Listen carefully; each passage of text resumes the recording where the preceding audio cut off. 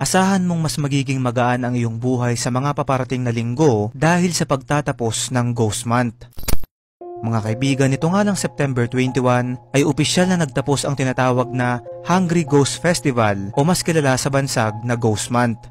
Ayon sa ilang feng shui experts, ay magiging normal muli ang balanse sa ating mundo sa kadahilan ng babalik na ang mga espiritu sa spiritual realm at ang tanging matitira na lang dito ay ang mga ligaw na kaluluwa. Dahil dito ay mas tataas ang positibong enerhiya sa ating paligid kung saan inaasahan ang mas magaan na pakiramdam at buhay nitong mga susunod na linggo at buwan. Ayon pa sa ilang eksperto sa bagay na to, ay ito rin daw ang tamang panahon upang ituloy ang mga naudlot na plano tulad ng negosyo, kasal, paglipat sa bagong bahay at pagbabakasyon. Dagdag pa rito ay mas maganda rin daw kung magkakaroon kayong pamilya ng kahit na maliit na selebrasyon o salo-salo nang sa ganon ay makapag-attract kayo ng mas maraming swerte o biyaya. Paalala lamang, hindi ko sinasabing totoo ang bagay na to, bagkus ay ibinabahagi ko lamang sa inyo ang kaalaman na ito at nasa sa atin na lang kung ito ba ay ating paniniwalaan.